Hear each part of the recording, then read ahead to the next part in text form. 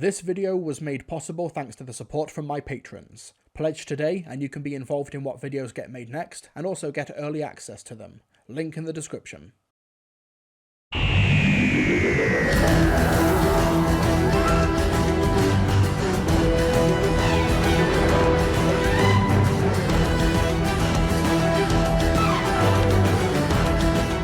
After 6 years, Doctor Who has returned to Christmas Day for its annual special. During the 13th Doctor's era, we were treated to a collection of New Year's Day specials, including the Series 12 opener, but while I would argue that the subjective quality of those stories is higher than most of Doctor Who's festive outings, what's browser history? There's definitely something to be said for sitting around the TV with family on Christmas Day to watch the fun Blue Box show. So I went into the 2023 Christmas offering, The Church on Ruby Road, with modest expectations. Though I'll admit a lot of that was due to Ncuti Gatwa as the 15th Doctor's weak introduction at the end of the last special. Having been denied the post-regeneration introduction and rituals of most of his predecessors, Ncuti Gatwa had an uphill battle to leave an impact as the new incarnation of the Doctor, as well as introduce audiences to new companion Ruby Sunday, played by Coronation Street actor Millie Gibson. But it's not all new behind the scenes, as The Church on Ruby Road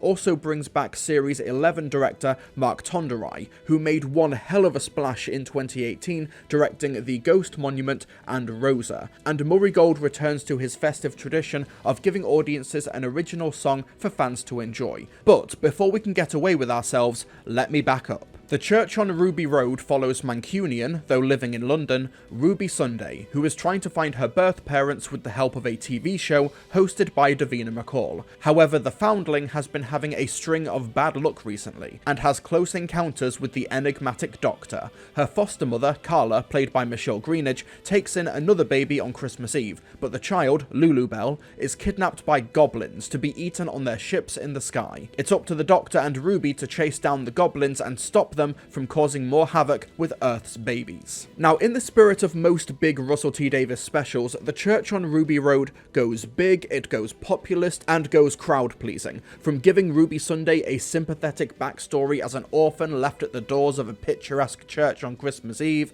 big ships in the sky that run on fantasy fairy tale logic, and even the casting of TV personality Davina McCall, only for Russell to do the most Russell thing imaginable and kill her off. Sooner or later, there's going to be an accident I can't avoid. And next time, it might be... That's something I tend to really like about Russell's work, the slight twists that he applies to established formulas, or injecting himself as a creative into the work that he makes, from small moments like the woman with the pram about to get squashed, only for us to learn that she's carrying presents. But there's also bigger segments, like the introduction of the Doctor in this episode at a London nightclub, and he's dancing and letting loose with humans as Ruby looks at him in amazement. In an interview with Ncuti Gatwa in issue 598 of Doctor Who magazine, we can actually read the stage directions for this scene. A man, dancing like crazy, middle of the floor, and there's just something about him. Joy, happiness, life. She smiles. Now, I'm not the first one to make this observation, but in a 2019 interview with The Guardian, Russell T Davies was asked where he would travel if he had a TARDIS, and he said that he would be a bystander when he first laid eyes on his husband at a Manchester nightclub in 1998. It's a very different introduction to the Doctor, but it still feels totally organic to the character, who is free of restraints and just living his best life. And the Doctor is still obviously the Doctor, as showcased in this scene with the policeman. She's gonna say yes. Who is your girlfriend when you ask her to marry you on Christmas Day? How do you know that? It's my sonic screwdriver just went ping, That's a screwdriver. which is sonic. And that precise ping was detecting a 2-carat diamond in your pocket, which says engagement ring, and I'm guessing that she's a she, because 91% of men wouldn't choose a diamond. Plus Christmas Day, it's obvious. But how do you know she'll say yes? Because the sales start on Tuesday, and you just couldn't wait. And that's why she loves you. Merry Christmas. Major 8th Doctor vibes here. Answer the second question on your midterm exam, not the third. The third may look easier, but you'll mess it up. Oh, and when they're on the Goblin ship and their idea of language and engineering boils down to ropes and knots, which is such a cool idea, Ruby asks for his help, and the way he snaps back at her absolutely gives me Ninth Doctor vibes. Well, if you gave me a hand... I am learning the vocabulary of rope. Rose, I'm trying to resonate concrete. But yeah, this Doctor is absolutely the same Time Lord that we've always known. But Ncuti makes an incredible impression and statement here in the church on Ruby Road. Yeah, he gets a bit of enigmatic screen time in the first act, but when he shows up on that roof 20 minutes into the episode, just effortlessly hopping over the rooftops, like seriously, how does he make it look that easy? He's then on screen for almost the entirety of the episode after. While the giggle seemed to do everything in its power to stop Ncuti Gatwa from making a strong first impression, he is on fire in the church on Ruby Road, partly because we're meeting a Doctor not hampered by recently regenerating. We don't see him pick a costume or find himself, and while it would have been nice for him to get that treatment, for the sake of this particular episode, it does wonders for the pacing and allowing Ncuti to hit the ground running. The joy and the awe that he has on the Goblin spaceship, which is a terrific feat of production design where you can believe that these humans are navigating a space made for creatures about a quarter of their size. But yeah, there's a hell of a lot of exposition in this scene where the Doctor essentially bombards Ruby with information about how the Goblins work, but Ncuti's cadence, rhythm, and the enthusiasm really makes it leap off the page. If you walk through a day without any bad luck, that's fine. That day's nothing. But if you have lots of accidents, it stitches you in, it weaves you into the day. You become all complicated and knotted and vivid. All of it leading up to a baby on Christmas Eve. The same birthday as yours with a bedroom that is high up in the sky. All the more convenient for a goblin ship. Oh, it's like a tapestry. It's gorgeous. The Doctor and Ruby quickly escape, however. Wait, how did you do that? I spent a long, hot summer with Harry Houdini. Wait a second. Thanks for a very wet weekend with Houdini.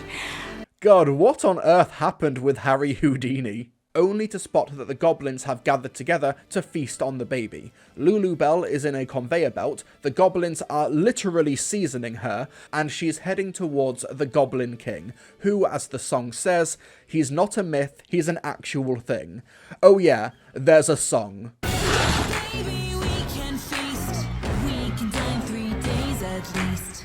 Baby blood and baby bones. Baby better for the baby stones. That's Scotland. Oh my god, this is such a banger. Move over Song for 10, step aside Love Don't Roam, and forget about Abigail's song. The Goblin song is Murray Gold's magnum opus. No, I'm not kidding. The audacity, the camp, the commitment to the bit. Absolutely no notes. The bass line thunders along. The lyrics are funny, and we've got a singing goblin with blonde hair, lipstick, a pine cone for a microphone, and is literally called Janice Goblin. Though apparently she's called that because she's named after the Muppet Janice, but whatever. And just when you think it can't get any better, the Doctor and Ruby get a verse. Cause the Goblin King, oh the Goblin King, it's so good to meet you, you great big thing. I can see you're having a fun day. Meet my friend, she's Ruby Sunday.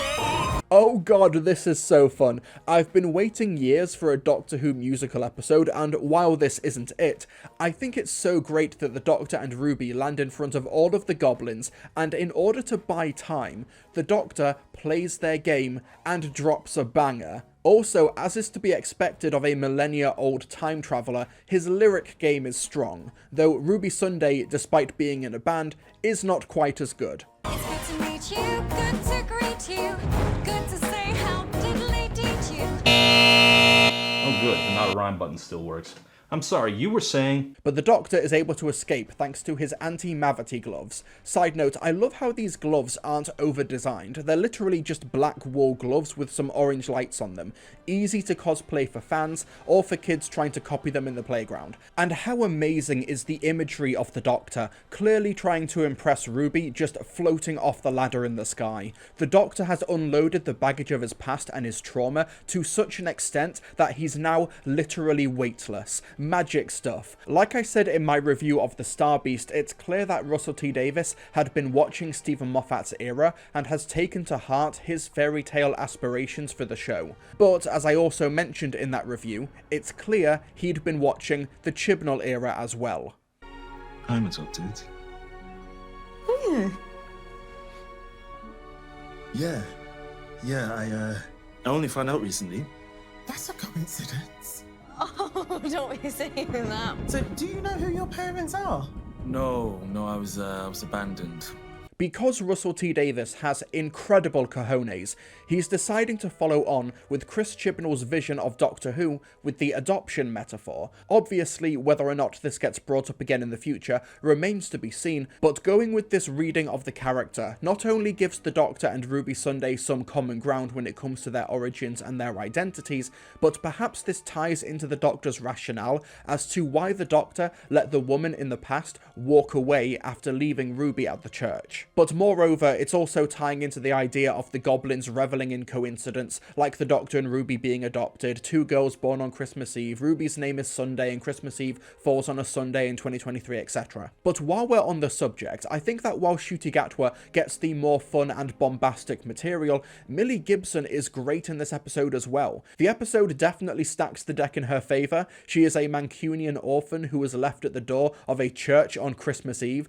Obviously, we are meant to feel sympathy for her, but Millie Gibson is giving such a strong performance. The polite despair when she is on the phone to Davina McCall is so well played. Her exasperation with the Doctor, which grows into a natural camaraderie, is a fun mini-arc which seems to be mainly coming from the performance side as opposed to the text, but it's a great dynamic. The two's chemistry bounds off the screen, and while the name of the show is Doctor Who, we should not be underrating this episode as a great showcase for Ruby. And of course, the mostly wordless ending scene where she scopes out the TARDIS dimensions.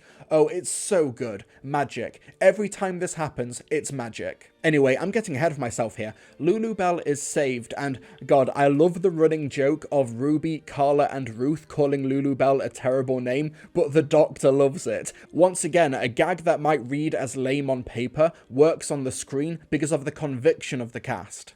Oh, good Lulu Bell. Oh, such a good name.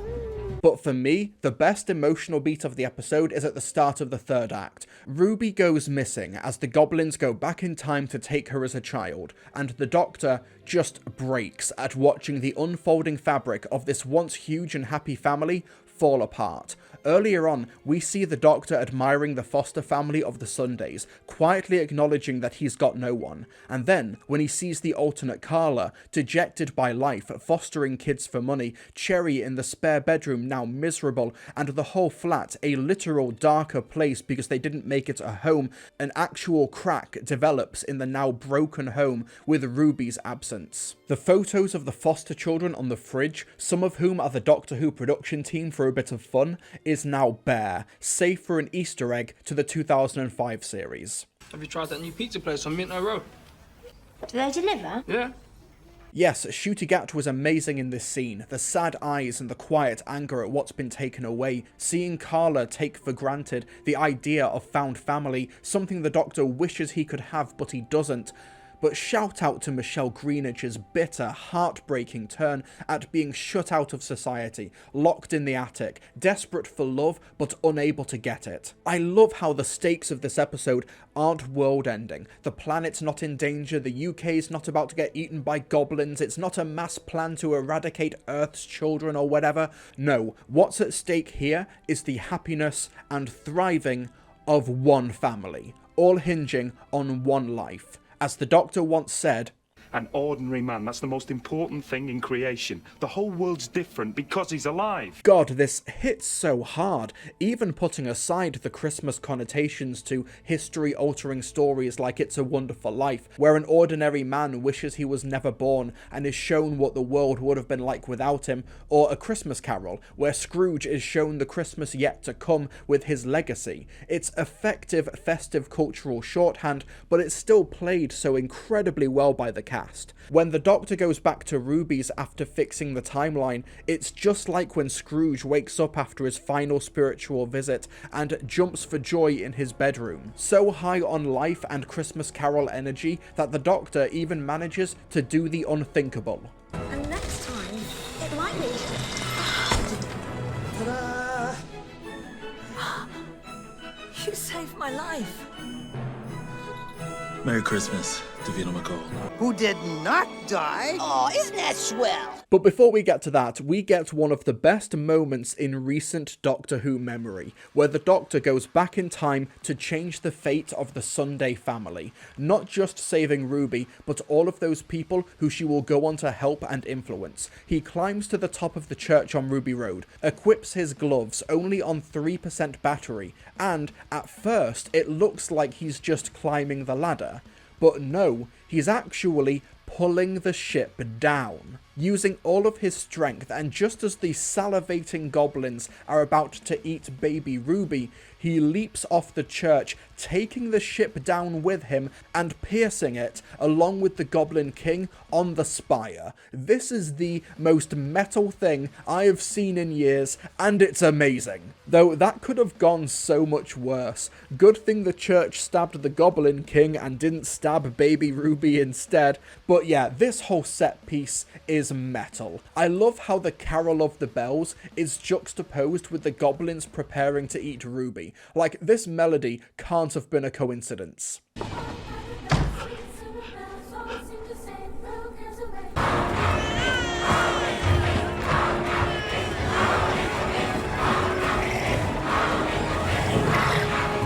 I've made it no secret that I love this bombastic, almost operatic type of storytelling where internal emotional struggles then manifest externally, which happens here with the Doctor literally dragging a ship down to Earth to be stabbed by a church spire. It's such an awesome set piece, and that launches the episode into its ending, where time is restored, Ruby chases after the Doctor and becomes the new companion. Oh, and the neighbour, Miss Flood, played by Anita Dobson, winks into the camera. Never seen a TARDIS before. I love this return to Christmas Day traditions. Incidentally, a happy Christmas to all of you at home. Honestly, just like all of the teasers for the future across the 2023 specials, I could not care less about who Mrs. Flood is right now. However, I am guessing that the blue doors to the houses are significant. She's probably Susan, or the Rani, or the Master, or the Doctor. If it's an actual original character, I will eat one of my cats. As for the production, damn is this a colourful episode. From the bright snowman light on the London street, the picturesque church during Christmas Eve, the brightly lit goblin ship, which makes sense as they're in the sky above the clouds, and everything else, this looks gorgeous. There's nothing visually as outwardly ambitious as the long take crash landing from Mark Tonderai's The Ghost Monument back in 2018, but the church on Ruby Road doesn't need anything like that. So much of the shot composition, particularly the crane shots, do make this episode feel like a moving Christmas card. The new sonic screwdriver will take some time to get used to, not because it's a bad design, but because it's so far removed from the previous designs and we've not really seen him do anything out of the ordinary with it. So we'll see. I'm open to the change. Murray Gold's music is really strong here. I love how the 15th Doctor's new theme kicks in on the rooftops. The Goblin song is a chart-topping hit. A chart-topping hit, Benjamin. The musical journey the episode takes you on in the third act is great as well, but I'm also surprised at how much licensed music is here. I'm not complaining, I'm just not that used to seeing it in Doctor Who.